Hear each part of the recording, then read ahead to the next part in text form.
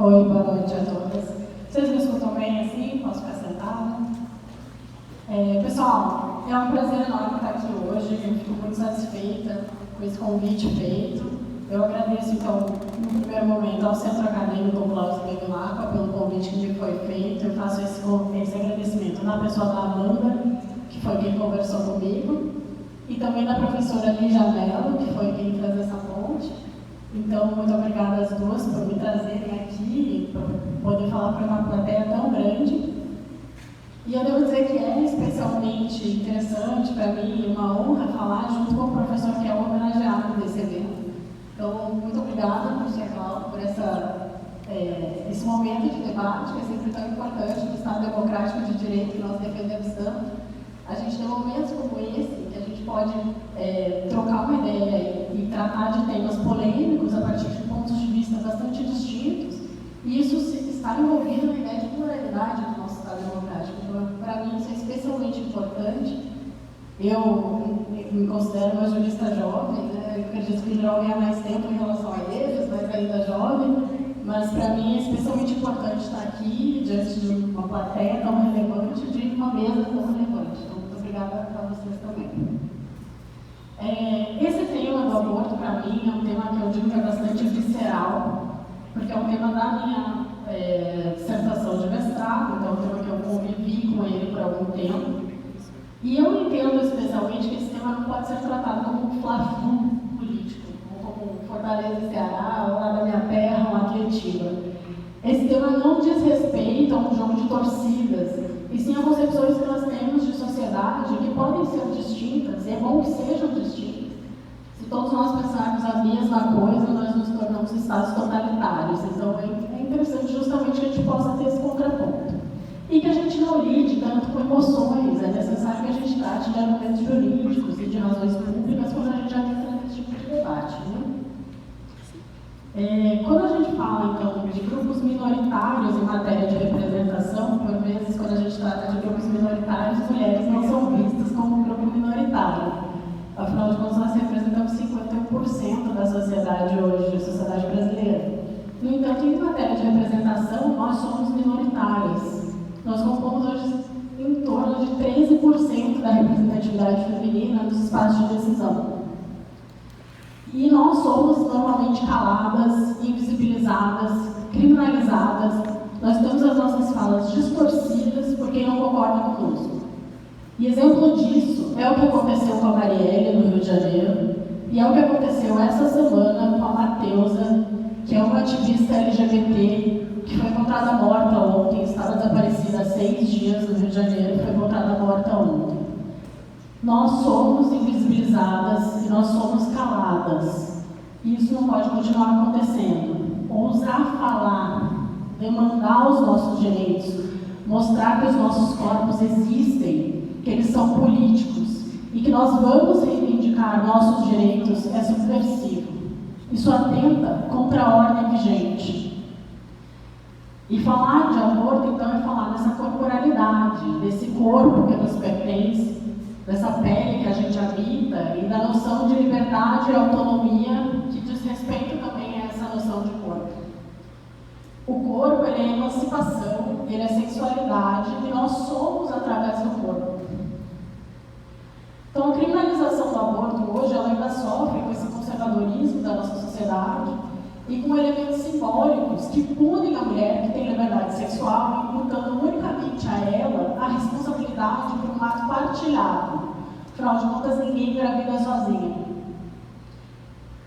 Quando a gravidez é indesejada, isso recai só sobre a mulher em relação à consciência de ter tido que evitar aquele ato, seja através de contraceptivos ou do celibato. A mulher acaba sendo vista como uma pecadora, irresponsável, que não tem direito sobre o seu corpo pelo simples fato dela ter consentido com a relação sexual. Se não houve consentimento, então no caso do estupro, a gente tem compaixão com essa vítima, ela é autorizada a abortar porque ela é vista como inocente. Ela não quis a relação, não assumiu o risco da gravidez e, portanto, não merece ser punida. O que a gente diz sobre as outras é que elas são culpadas. Alguns entendem que mesmo em casos de estupro, a mulher não poderia exercer o direito, que ela poderia até não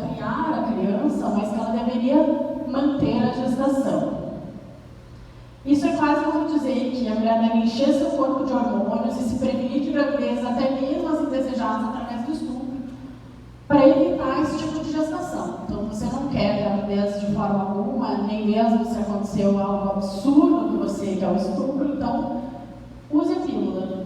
Encha o seu corpo de hormônios absolutamente artificiais, e se cuide, o problema é seu. Então, assim, a sexualidade feminina ela permanece controlada, sob a alegação de que os métodos de prevenção da gravidez são o suficiente para que ela não ocorra sem que a mulher deseje. Os setores conservadores culpabilizam a mulher que, entre aspas, comete o equívoco de engravidar por acidente. A gente tem elementos fortes do cristianismo presentes nessa noção de pecado, de culpa. Ele atribui estereótipos à mulher. A mulher virgem é a santa, principalmente para a Igreja Católica, mas mesmo para outros setores do cristianismo vem a Maria como uma mulher digna de respeito. E a mulher pecadora já não é vista da mesma maneira. E a religião reproduziu então essa noção de dominação e submissão, além do controle da sexualidade. Alguns filósofos, como Immanuel Kant, também reproduziram essa visão de dominação e submissão.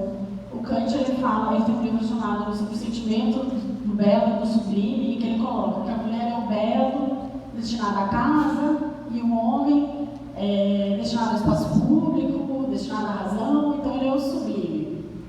Ele coloca bem essa distinção e diz que seria uma aberração o homem querer cuidar do lar, porque o lar não é feito para o homem, o lar é feito para a mulher. E que qualquer distinção dessa natureza seria uma aberração. Até hoje a gente vê elementos dessa noção do Kant repercutidos. Quem não ouviu falar da nossa primeira-dama, bela, recatada e do lar, que acompanha exatamente a noção do Kant. Além do fato de que a gente colocar a esposa do presidente como primeira-dama reduziu a noção de uma mera acompanhante do sujeito que manda, do soberano. A partir do século XVIII e XIX, a gente teve uma construção de novas linguagens sobre essa condição feminina, como Hume, a Mary Wollstonecraft, o John Stuart Mill e, principalmente, a Olympe de Gouges, que é uma francesa que escreveu a Declaração Universal dos Direitos da Mulher e da Cidadã, no mesmo período da Revolução Francesa, e foi guilhotinada em razão disso. A opinião comum desses pensadores é de que, para que se tenha uma sociedade, os sujeitos devem ser iguais. Se um dos sujeitos é submisso e inferiorizado, não se tem uma sociedade. As mulheres são degradadas, inferiorizadas e muitas vezes infantilizadas. E os homens entendem que podem decidir por elas, o que se percebe na questão do aborto, na medida em que os representantes, uma maioria masculina, decidem pelas mulheres, que elas não têm o direito de escolher interromper a gestação por conta própria. O feminismo ele passa a dar maior ênfase em direitos sexuais e reprodutivos a partir da década de 60, mas desde o século XIX havia uma reivindicação por liberdade sexual e amor livre. Os argumentos iniciais dessa luta pelo aborto estiveram relacionados às mortes das mulheres por procedimentos inseguros. Então, a intenção era uma alteração legislativa que possibilitasse simultaneamente assistência médica e uma assistência social das mulheres, passando de uma pauta exclusivamente privada a uma questão de atenção pública relacionada à liberdade individual. A Marcia Tiburi, ela fala que o aborto é a mais perfeita metáfora do moralismo, uma metáfora do mal, construída pelo olhar desrespeitoso contra as mulheres, que está na base fundamental do discurso patriarcal. Os homens decidem jurídica e politicamente, inclusive sobre questões mais fundamentais, como a nossa privacidade. Nas palavras da Maike Gerst, que é uma alemã, a situação da mulher, em relação mesmo em lugares em que o aborto é permitido, é que, ao invés de ter então a ameaça do direito penal, as mulheres têm a chicote da moral. Então, de uma forma ou de outra, entre moralidade e criminalidade, as mulheres estão submetidas a essa análise da moralidade, conteúdo moral do aborto. E a Simone de Beauvoir ela fala que os homens tendem a encarar o aborto com displicência, considerando essa situação da gestação como um dos numerosos acidentes que a natureza, essa sim é maligna, condenou as mulheres a passarem. Então, na medida que a gente entra na discussão sobre a vida do embrião e o desejo da mãe, o discurso contrário ao aborto, ele se manifesta como um discurso de bem, pró-vida. Mais profundamente, ele se revela como o controle do corpo e do desejo femininos. A noção da maternidade quanto um destino da mulher é evidenciada, na medida em que o desejo de não ser mãe é visto como algo impensável, digno da punição simbólica à mulher pela sua negação. A mulher grávida é vista pela sua condição na identidade sacro-santificada da maternidade, não pela singularidade humana. Então, o que está no cerne da gravidez é o embrião e não a gestante. Na visão da filósofa do direito Catherine MacKinnon, estadunidense, o estado político que tem o feto hoje demonstra que não há igualdade entre homens e mulheres. A tentativa de se estabelecer uma proteção jurídica a um feto em detrimento aos direitos da mulher mostra que, de fato, não se pode visualizar a igualdade plena entre os gêneros. Há um conteúdo objetificante da mulher, construído por homens e reproduzido por homens e mulheres. As mulheres seriam vítimas de um cinismo masculinista, também na palavra da Márcia Tiburi, em que o evidente interesse de não permanecer grávidas, contido na prática do aborto, acaba sendo traduzido como um tabu, mantendo-se a mulher enquanto um sujeito enganado que não tem capacidade de exercer as suas liberdades. As mulheres são afastadas do debate político ou influenciadas por noções concebidas por homens sem questionamentos. Negar o aborto, nesse sentido, é fazer da mulher um meio a um fim com o qual ela não concorda e não consente, o que não seria ético ou moralmente tolerável. A escolha não cabe ao embrião. Ele é mera potência de existência, submetido à potência do desejo ao seu redor, mas sem capacidade de linguagem ou de desejo. A não submissão do embrião à falta de desejo de maternidade, ou a submissão da mulher à maternidade, ainda que sem consentimento e vontade, denota uma lógica de soberania do embrião e submissão da mulher. Então, a noção de consentimento é essencial, seja quando a gente fala da relação sexual, seja quando a gente fala da relação de maternidade. A defesa da moralidade do aborto sempre foi uma preocupação do movimento feminista. Ele afasta a ideia de que o feto seja desde logo uma pessoa para o direito, ou que tenha um direito a nascer, dando espaço à defesa do domínio da mulher sobre o próprio corpo e da possibilidade de escolha pela maternidade. Então, a lei penal restritiva, ela não impede a prática, mas impõe uma ameaça, serve para manter o aborto na clandestinidade e impõe um recorte de classe em que ricas pagam e pobres morrem. A clandestinidade, sim, ela opera consequências perversas, porque ela dá caráter abjeto e angustiante à operação. Saber que está envolta a criminalidade causa desconforto psicológico e o procedimento em si pode ser seguido por dor, doença e morte, que tomam a forma de um castigo como uma penitência pelo pecado praticado pela mulher de sexualidade livre. Nos locais em que o aborto é permitido, por outro lado, as mulheres relatam que o procedimento traz alívio e que voltam às suas vidas normalmente.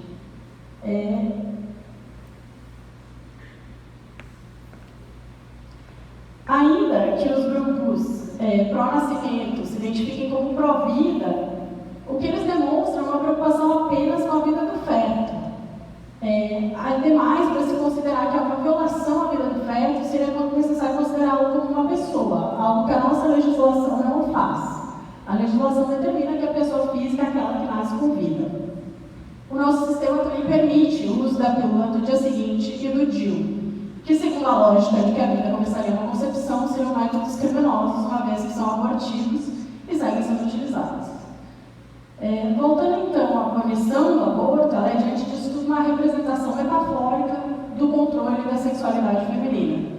Ao mesmo tempo que não há um equivalente aos homens, que têm a gestação como um mero acidente biológico, e as mulheres estão condenadas. O aborto é o mal que impede que novos seres inocentes venham à vida. A mulher é um ser maligno que mata uma criança. E, em geral, essa noção de inocência é sempre trazida e é contraposta à falta de inocência da mulher. Os direitos do embrião são sempre confrontados com os direitos da mulher. O embrião é visto como um ser metafísico, espiritualizado, superiorizado. A sua vida deve ser protegida a qualquer custo.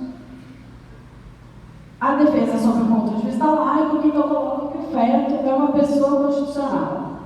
A inviolabilidade da vida humana é invocada para contrapor ao direito da mulher ao próprio corpo. O direito de nascer se sobreporia ao direito da mulher, ainda que seu corpo cumpra um papel essencial para que o feto possa exercer o seu direito. O útero não passaria de um acessório ao desenvolvimento embrionário. E então as feministas pensaram, como fazer um homem, ou como fazer uma pessoa que não possa engravidar, que nem sempre são só homens. Nós temos mulheres que nascem sem útero, que têm doenças, enfim, que não podem ter uma gestação. Como fazer essas pessoas compreenderem o que significa uma gestação indesejada? O que significa para o corpo, para o psicológico da mulher, uma gestação indesejada? Nesse sentido, é interessante a defesa do aborto elaborada pela Judith Jarvis Thompson no que diz respeito ao consentimento.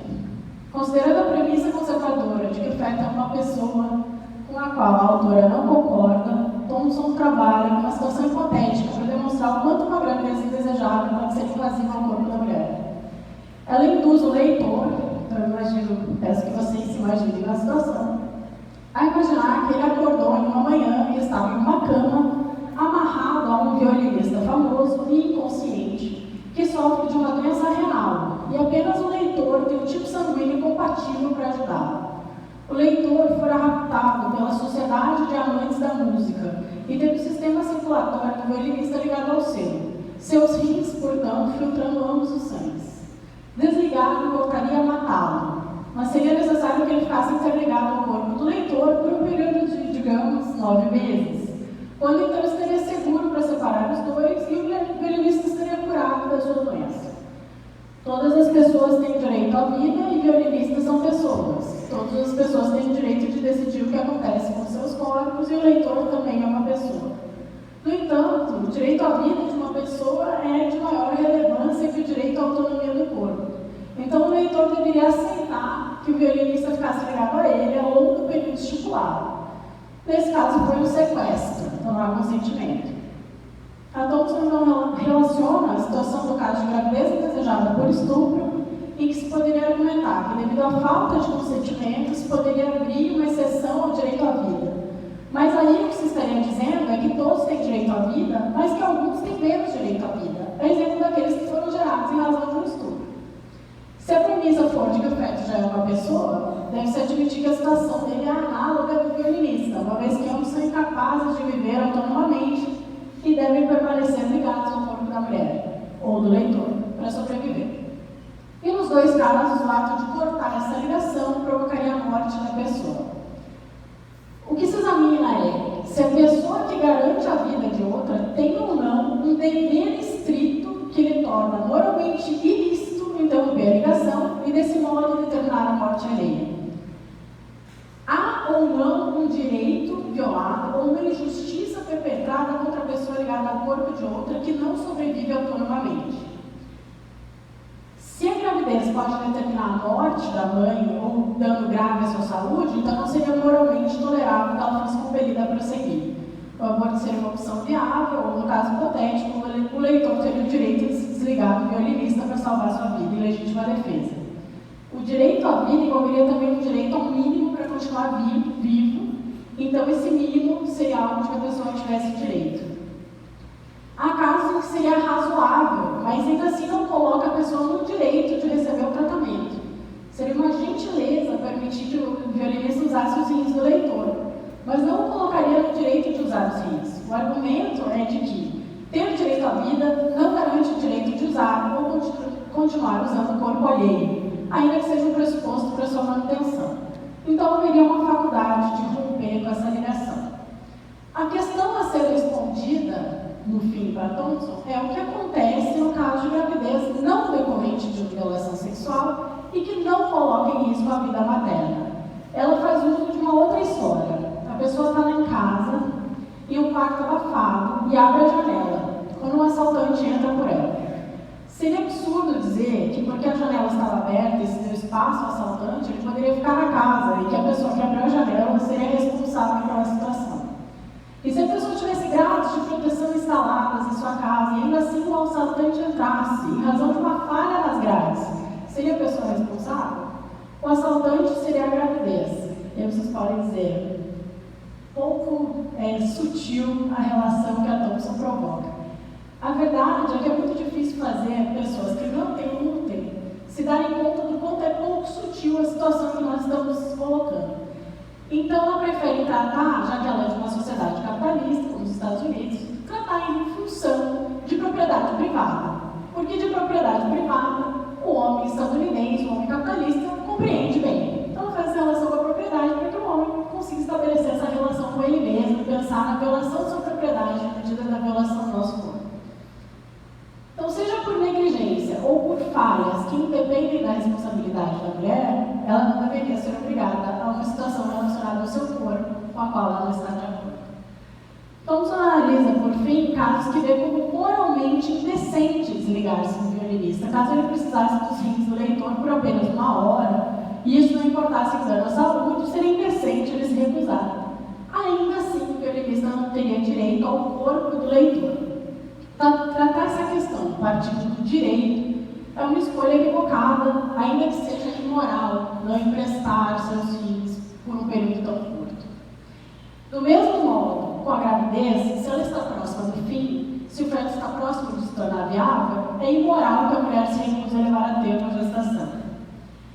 Ela utiliza, então, a Thompson, a noção bíblica do samaritano, a parábola que narra o caso de um homem que ajuda outro agredido e assaltado em uma estrada, ainda que outros homens tenham passado por ele e se recusado a ajudar. O bom samaritano é aquele que vai além do razoável para ajudar e salvar o outro. O samaritano meramente decente é o que faz o razoável. Exigir, por exemplo, que a mulher leve a gestação a cabo para que a criança fosse colocada em adoção seria fazer dela uma boa samaritana, a que vai além do mínimo. E seria exigir demais do seu corpo e do seu psicológico. Se ela está próxima do fim da gestação, por outro lado, seria minimamente decente que ela permitisse que o bebê nascesse, pois em pouco tempo ambos os corpos serão independentes um do outro. A conclusão da Thompson é que o aborto nos estágios iniciais da gravidez não implica na morte de uma pessoa. E, ademais, em nenhum caso, as leis penais obrigam indivíduos que não foram condenados por nenhum crime a sacrificar sua integridade física para preservar a vida de outros, principalmente uma vida em potencial que não guarda o status de pessoa. Por outro lado, caso não se sacrifique a integridade física individual, incorre a pessoa no crime. Então, o paradoxo para ela é evidente.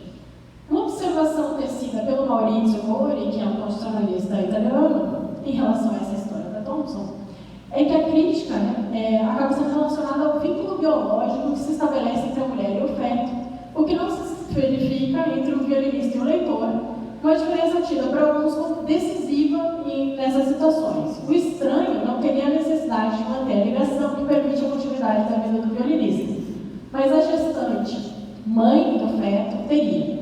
Essa biologia é um retorno ao dever de respeito às funções corporais, à maternidade como algo intrínseco da mulher, que acaba restringindo ela à mera biologia. Entretanto, a diferença mais significativa para o Mori estaria no consentimento. O leitor não consentiu com a relação que se estabeleceu via sequestro entre ele e o violinista. Por outro lado, entende-se que a mulher consentiu em ter relações sexuais. Quando ela faz uso de contraceptivos e eles falham, a leitura de que a tecnologia falhou com a mulher e a colocou naquela situação. Quando a negligência com o uso do contraceptivo, isso é visto como um consentimento implícito à gravidez. Se comparado à situação da pessoa que deixa uma janela aberta e é assaltada, percebe-se não ser adequada para a interpretação. É necessário também a gente pensar em qual é o perfil da mulher que aborta. O Ministério da Saúde falava, até uns anos atrás, em aproximadamente 1 milhão de abortos ao ano no Brasil. A ANES, o Instituto de Bioética, fala em um número bem mais otimista, em torno de 503 mil abortos ao ano. A ANES fez uma pesquisa agora recente, que foi publicada no passado, que fala que 1 em cada 5 mulheres de até 40 anos no Brasil já abortou. Então, olhe para o lado, a gente vai ver a quantidade de pessoas que já realizaram abortos podem não estar nessa sala, mas estão entre nós. Há uma outra estimativa de que todos nós conhecemos ao menos uma mulher que já praticou aborto na sua vida, ainda que nós não saibamos. Há uma estimativa também feita em conjunto pelo Grupo Católicas pelo Direito de Decidir, Lianes, que diz que 67% das mulheres que abortam têm filhos, 88% declararam ter religião, 56% do total sendo católicas, 25% evangélicas ou protestantes, 7% professam outras religiões. Isso significa que 2,6 milhões de mulheres católicas já fizeram aborto ao longo da vida no Brasil. Se as cristãs são 3/4 do número de abortos, significa que o discurso religioso não vem sendo produtivo.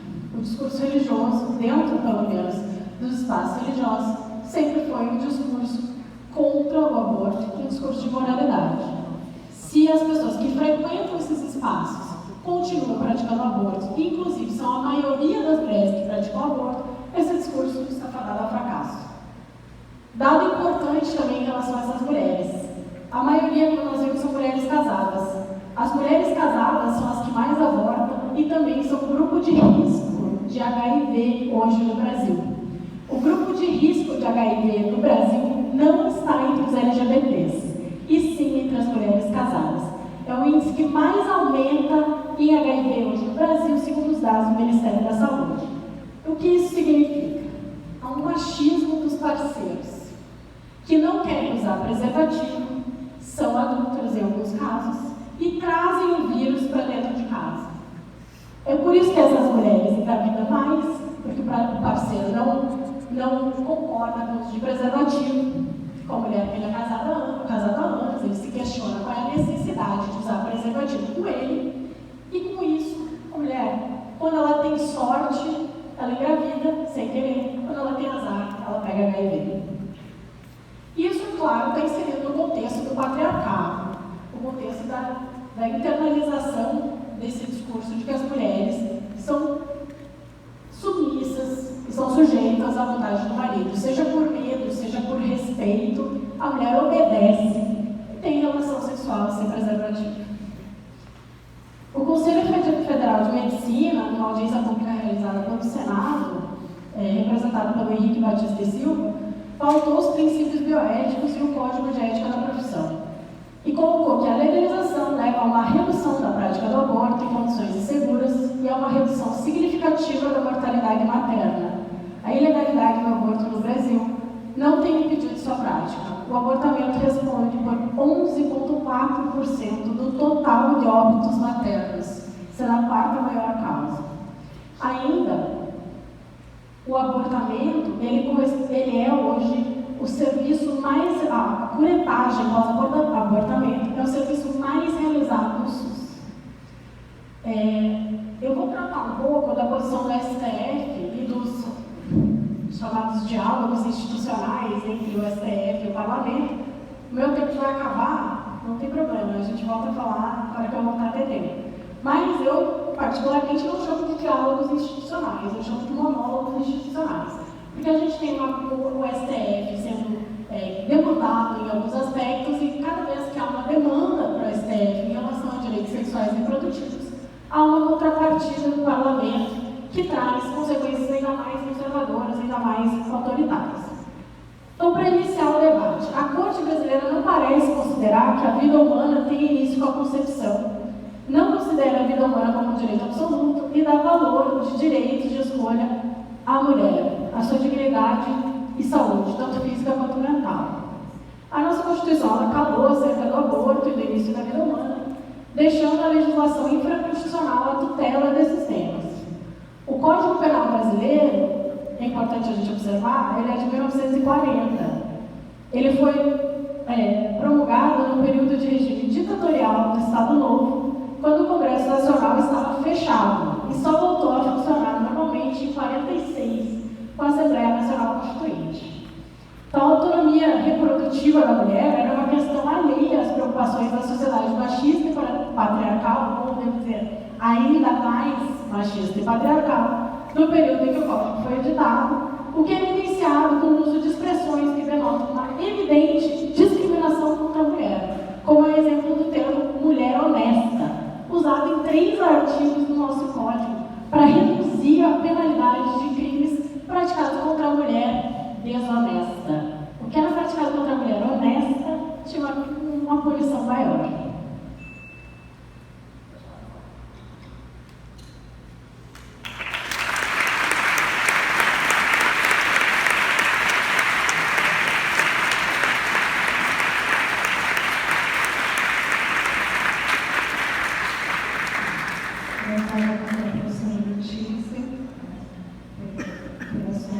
Participação nesse primeiro momento, profunda pesquisadora e estudiosa do tema, participação feminina na política.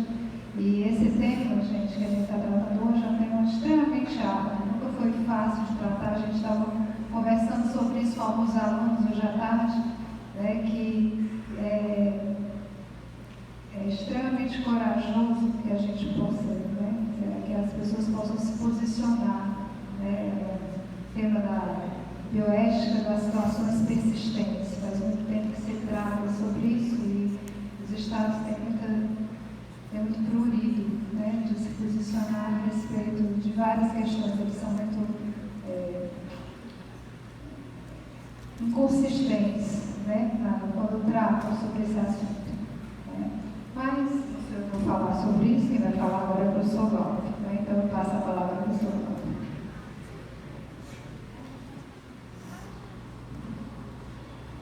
Eu cumprimento a todos nessa noite, agradeço a presença daqueles que aqui vieram para esse momento tão singular, agradeço a presença da professora Letícia. Algumas coisas, Letícia, eu realmente não consegui ouvir, a sonoridade para quem está aqui, não acho que é tão bom para quem está lá, mas procurei prestar atenção ao que deu para captar, para que eu possa corresponder na minha fala. A discussão da cosmovisão é a discussão se nós vivemos numa sociedade patriarcal, não patriarcal, quais seriam as alternativas a isso, uma discussão muito interessante. Mas eu não vou me deter tanto nela, porque para mim há um tema aqui muito mais relevante do que esse no momento, que é exatamente nós entendermos o status da vida humana. Mas eu antecipo que me opor ao aborto não me coloca na posição de estar em oposição às mulheres. Primeiramente porque 50% das crianças abortadas provavelmente serão do sexo feminino. Em segundo lugar, porque há uma situação, pelo menos em relação ao aborto, no qual eu estou do lado das feministas. É porque lá na Índia, na China, populações imensas, e muito estímulo ao aborto, prefere-se o aborto seletivo de mulheres, porque tem grande potencial reprodutivo. E naquele lado as feministas são contra o aborto, porque é seletiva depois da identificação do sexo feminino. Então eu estou com elas também lá em defesa das mulheres e também dos homens que estiverem no ventre. Outra coisa também importante de se falar é que o aborto nunca foi uma coisa feliz, uma alternativa feliz para as mulheres que o praticaram. 25% das mulheres que abortam frequentam continuamente um psiquiatra, 60% experimentam estresse emocional pós-aborto, desordens e estresse pós-traumáticos. As mulheres que abortam têm 138% mais probabilidade de serem hospitalizadas para tratamento psiquiátrico do que as que não abortaram. As mulheres que abortam são 7 vezes mais propensas ao suicídio do que as outras mulheres. De 30% a 50% das mulheres que abortaram têm alguma disfunção sexual, sem falar em problemas de insônia, pesadelos, dificuldades de relação com criança. E às vezes a pessoa que faz muitos abortos, quando resolve ter um filho, ela não consegue mais ter afeição ao filho, porque passou a ter uma visão de descartabilidade da vida humana. E essa experiência foi constatada não em outro lugar, mas na União Soviética.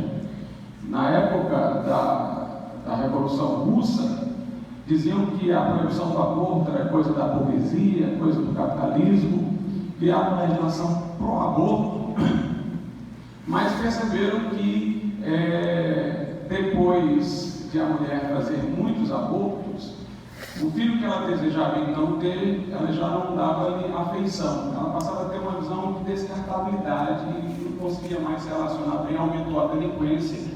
Eles passaram a proibir o aborto e essa proibição durou até um pouco depois da morte de Stalin na União Soviética. A experiência do aborto também não foi boa na Polônia. Depois da saída do regime comunista, a legislação veio a ser mais restritiva.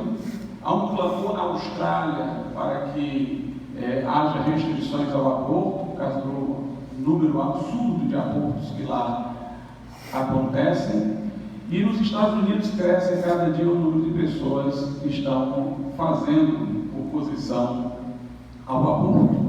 Dizer que o aborto é uma escolha da mulher é deixá-la sozinha, é uma maldade. Há uma pesquisa nos Estados Unidos que diz que 64% das mulheres que fizeram aborto afirmam que não teriam feito se tivessem tido o apoio da família, particularmente do homem. Muitas vezes é o homem que quer se livrar do problema, para não ter que ter os encargos correspondentes. Então essa mulher recebe a pressão da mãe, do pai, um lugar que é permitido aborto, dos amigos, das amigas, para que ela possa fazer aborto e no final das contas a escolha dela. Então ela vai fazer uma escolha sob pressão, em grande parte não foi algo que ela faria se não tivesse essa pressão, mas a responsabilidade vai ser inteiramente dela. Inclusive tem aqui um filme, Blood Money, que é sobre o aborto nos Estados Unidos. A apresentadora é a sobrinha de Martin Luther King. Ela vai dizer que lá nos Estados Unidos o aborto é um instrumento para acabar com a população negra. Quem defendeu a legalização do aborto nos Estados Unidos foi um movimento que hoje tem o nome de Paternidade Planejada, liderado por Margaret Sanger. E essa mulher, ela tinha um periódico, que era o Boletim de Controle de Natalidade, onde escreviam médicos que na época estavam tendo alta projeção no regime nazista na Alemanha. Ela era racista e a favor da eugenia. E o racismo dela era particularmente contra os negros. Como muita gente diz por aí, na favela aí é melhor que tivesse aborto.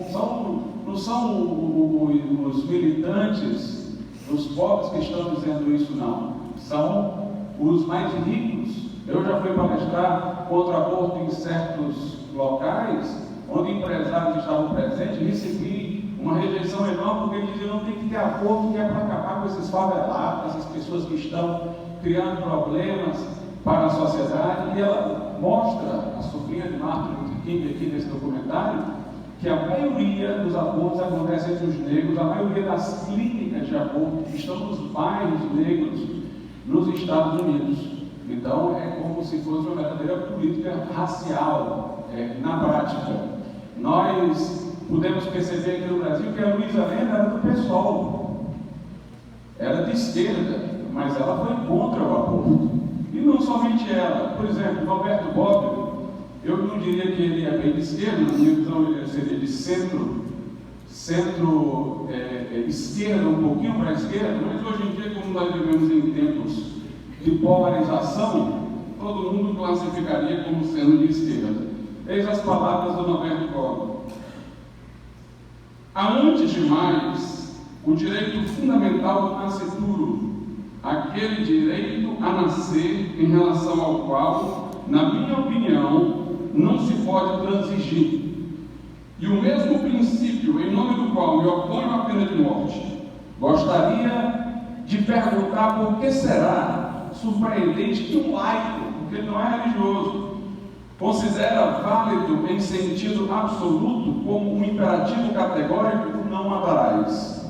E por outro lado, espanto-me que os laicos deixem aos crentes o privilégio e as honras de afirmar que não se deve matar.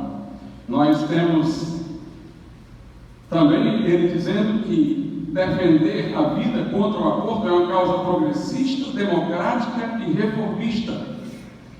Movimentos espanhóis de esquerda, como Solidariedade, Autogestão Socialista e Coletivo Autogestão, declararam o seguinte no comunicado em maio de 2004: que o aborto é uma contradição absoluta com os valores que toda a esquerda quer defender.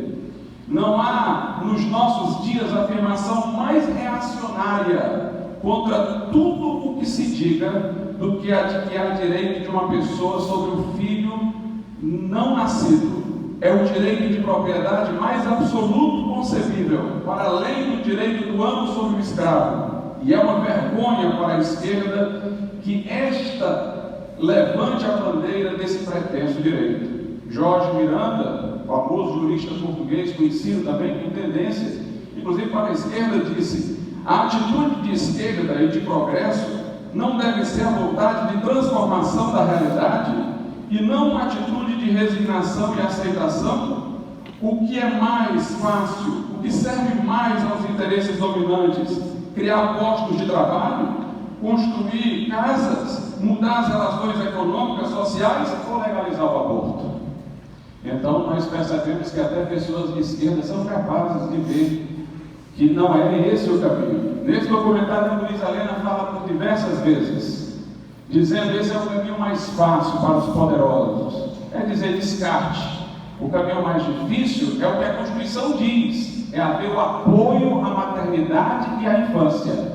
Eu quero que a mãe pobre seja igualada à mãe rica, mas com apoio à maternidade, não no direito de matar, nem para uma e nem para outra. Nós podemos identificar que onde o aborto foi legalizado, ao contrário do que se diz, aumentou a prática do aborto. Essa história de que não aumentou não é verdadeira. Aliás, estatísticas eram dadas para mostrar quantos abortos aconteciam antes da legalização, que eram tão inverídicas que eles relatavam um número de abortos maior do que o número de nascimentos. Maior do que o número de nascimentos. E como é que você pode saber quantos abortos acontecem quando ele é clandestino? Como é que você pode ter os números exatos se ele está acontecendo de forma ilegal, oculta, se a pessoa que o está fazendo tem vergonha de trazer a público exatamente porque na situação vigente seria considerado um crime? Como é que se saberia exatamente o número? Depois que o aborto é legalizado, passam a colocar nas estatísticas só os abortos que foram feitos de forma pública e legal. Ignoram que estão ainda a acontecer abortos de forma clandestina. Até porque, quando existe a legalização do aborto, há uma tolerância maior para com o aborto clandestino, tolerância social. E por outro lado, quem vai fazer o aborto geralmente não quer tornar isso público, porque é fruto de alguma situação familiar desagradável, então continuam indo ao lugar que não é o lugar legal, legítimo para se fazer. Então, não se sabe exatamente quantos abortos há antes da legalização de forma clandestina, e depois que o aborto é legalizado, eles não computam nas estatísticas dos abortos clandestinos que continuam a ser praticados e muitas vezes continuam a aumentar. Vou lhes dar aqui algumas referências numéricas.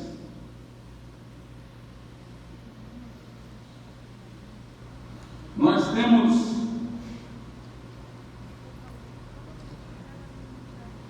o seguinte: o relatório internacional Induced Abortion, a World Review de 1994, constata aumento de abortos após a legalização, aumento de 425% na Inglaterra e Gales, 726% na Alemanha, 176% na Suécia, 326% na Dinamarca, 654% nos Estados Unidos.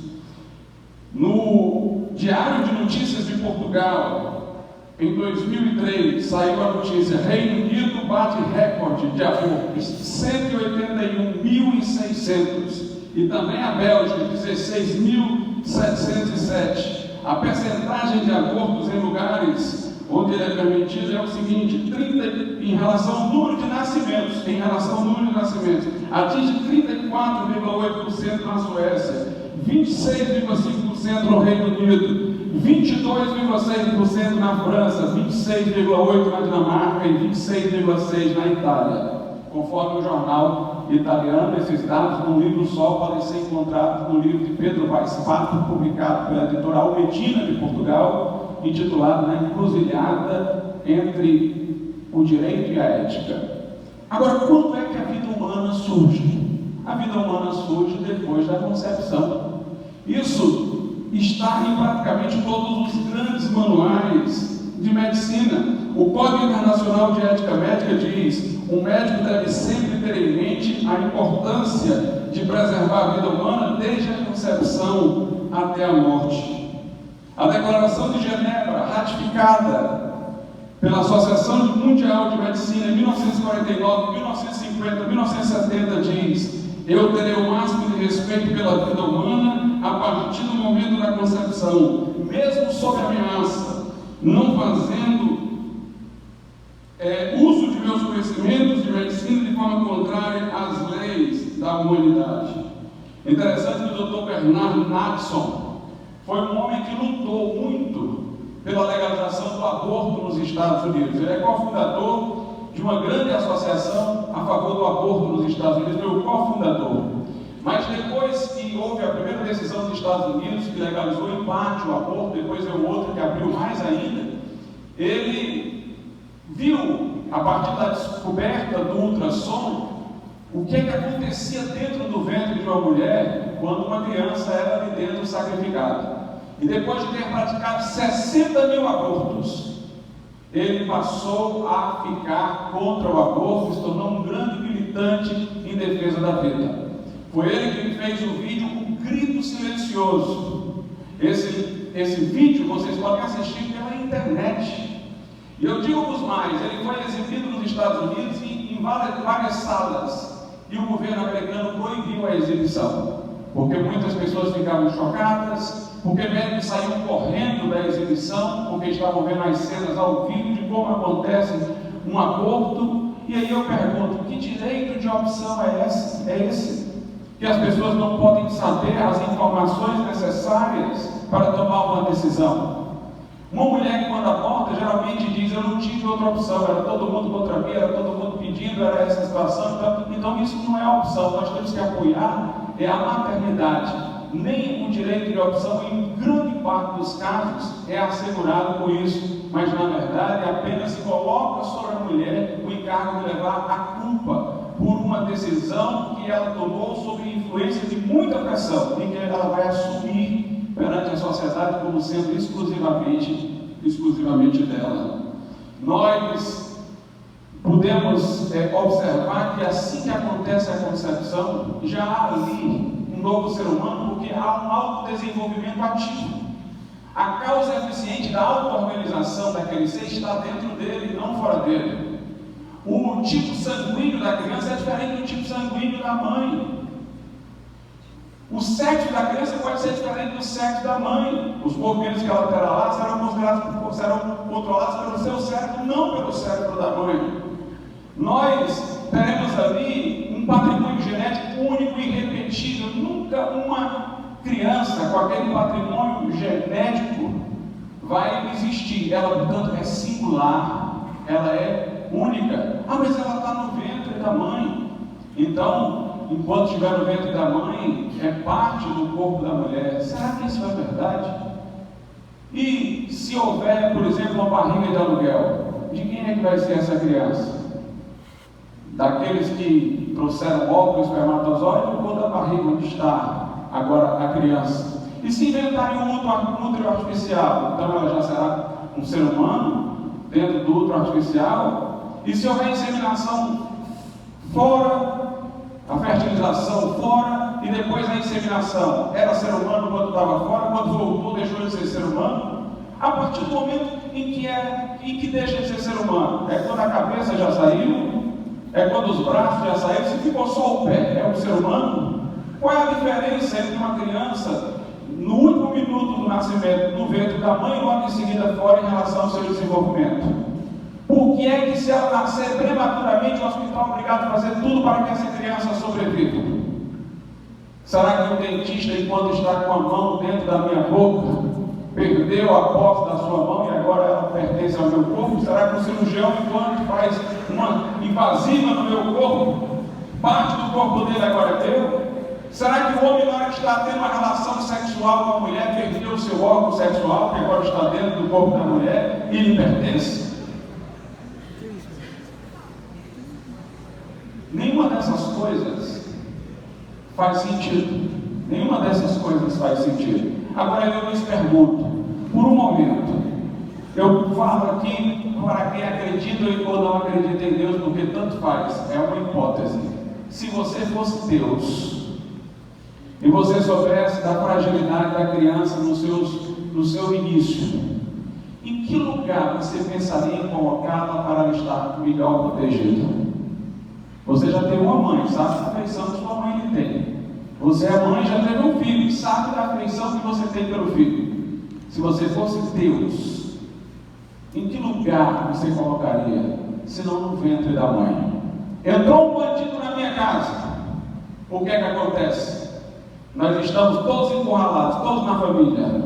Eu me coloco na frente para defender minha mulher. O que é que minha mulher lá atrás, vocês imaginam que está fazendo? Agarrando o filho, colocando nos seus braços, trazendo para junto de si. Se ela pudesse, naquele momento, ela colocaria dentro de seu ventre para protegê-lo. Então, nós temos que proteger a maternidade, valorizar a maternidade e valorizar a vida. Quem defende o aborto não está mais só defendendo o aborto. Quem defendia ontem o aborto está defendendo o infanticídio hoje.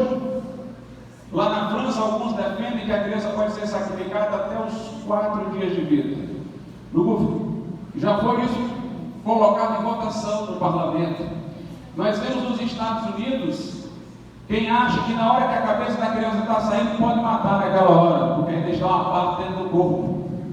Nós temos um homem como Michael Toller que defende que até uma semana pode matar a criança.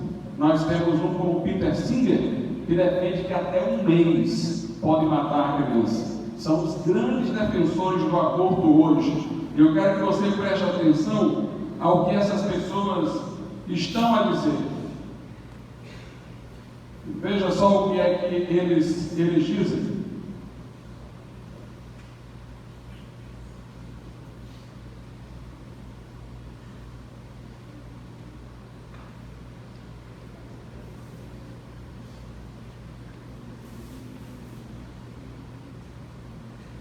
O Peter Singer, ele diz que uma criança é igual a um animal, enquanto ela ainda não tem autonomia. E o deficiente mental, da mesma forma. Ele diz que essas pessoas deveriam ser sacrificadas para experimentação científica, ou se um dia a humanidade tiver gosto pela carne humana, elas deveriam servir de alimento. É o que ele diz acerca do aborto. E o Toller diz, a discussão não é se é vida ou se não é vida, porque é vida. A questão é que nem sempre sacrificar uma vida é uma coisa errada. Então, todos esses autores defendem isso, o neonaticídio. Inclusive os militantes dos Estados Unidos, para não entrarem na luva do infanticídio, eles dizem que é um neonaticídio, uma palavra nova. Toda vez que você quer encontrar legalização para uma coisa que a lei não permite, você inventa uma palavra nova para dizer, não é infanticídio, é neonaticídio. A criança, assim que nasce, ela ainda depende da mãe. Da mesma forma que no ventre ela precisava alimentar-se pelo que lhe vinha da placenta, e a placenta foi criada exatamente porque sem a placenta a mãe rejeitaria o filho como um corpo estranho. A placenta é uma construção para poder um corpo estranho ficar lá dentro, exatamente porque é uma pessoa distinta. A criança continua a se alimentar assim que nasce, mas a criança não é uma extensão do peito da mãe. A criança é independente do peito da mãe. As pessoas dizem, a criança não tem autonomia. Sim, e muitas pessoas já adultas sofrem um acidente, não tem autonomia. Nós vamos descartá-las? Dizia Hans Jonas, o ser é melhor do que o nada. O ser já é um valor, porque o ser é capaz de ser comparado. O nada não é comparado com nada. Mas o ser você pode comparar, esse é melhor do que esse é maior do que aquele. Então o ser é comparável. Aí ele dizia, então todo ser luta para continuar sendo. A criança tem pelo menos um desejo no ventre da mãe, é o desejo de viver. E as cenas mostradas por Bernard Natson mostram como ela quer viver, como ela luta para sobreviver contra os elementos que vão levar ao aborto. Ela luta pela sua sobrevivência.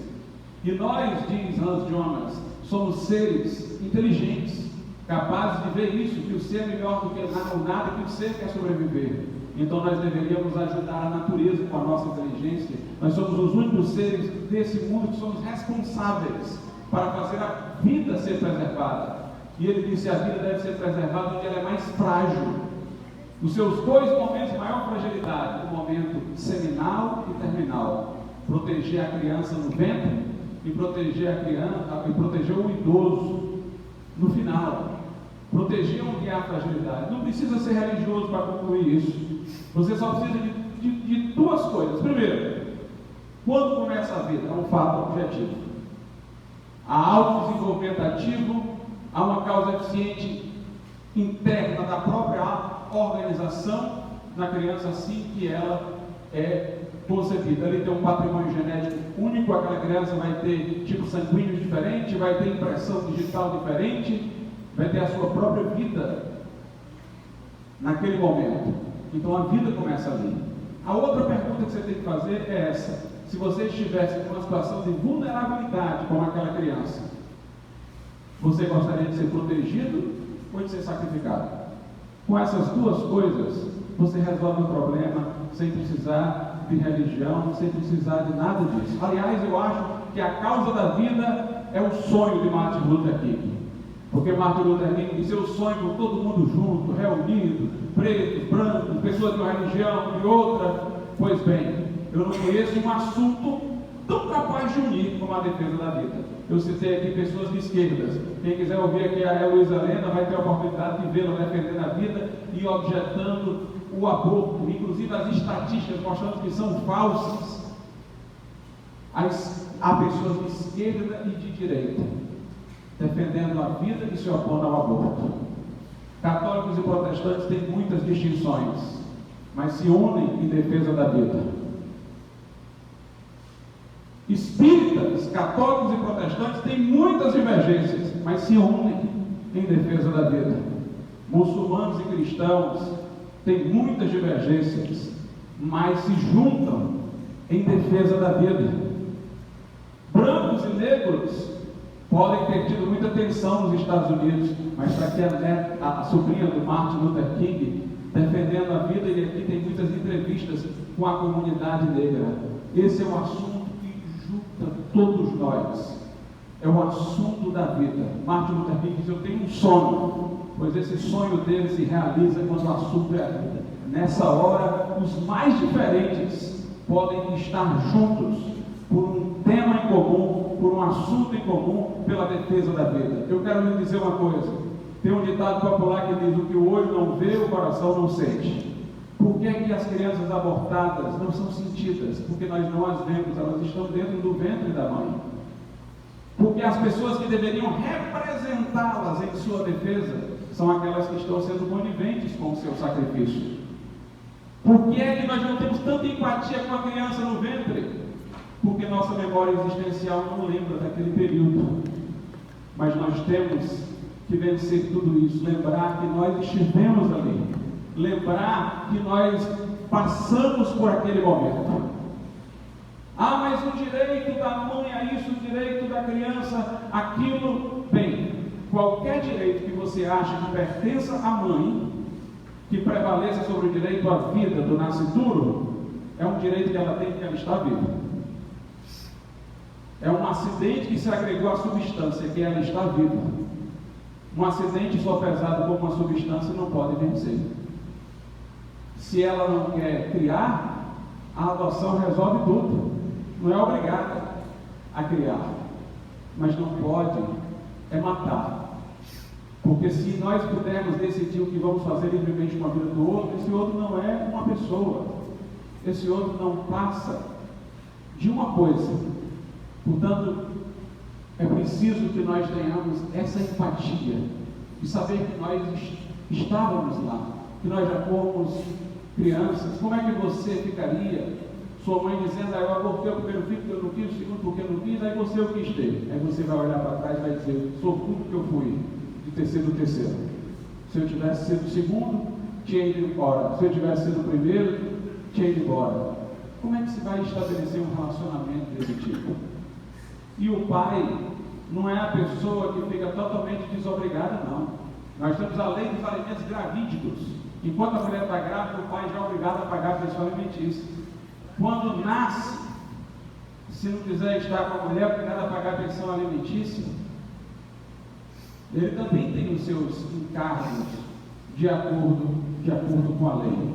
O que nós não podemos é considerar a vida como uma coisa descartável. Aqui eu tenho um vídeo, eu Vitória, para quem quiser depois assistir, procurar por aí, da Estação Luz. É uma mãe que tinha teve uma filha com anencefalia, era anencefala. E ela quis ter o filho. A decisão do Supremo foi que poderia haver aborto nesse caso, porque ela equiparava ao natimorto, porque nascer ia morrer, não tinha vida viável. Mas a criança nasceu e os pais conviveram com ela por 2 anos e meio com muito amor. Você vê cenas aqui do relacionamento da mãe com a criança, vê como a criança interage, sorri, brinca. E um detalhe, assim que a criança nasceu, ela foi levada à UTI, porque sua situação era grave. Aí a mãe chegou na UTI, não sei quantas coisas fora do lugar, irregulares naquela condição da criança, a mãe começou a conversar com a criança e dizer que amava. E os médicos aqui testemunham, na hora que a mãe começou a conversar com a criança, todos os elementos da sua saúde se estabilizaram. As máquinas começaram a mostrar que tudo estava ficando normal. A mãe sabia reconhecer a criança que a amou, apesar da sua deficiência. Muito obrigado.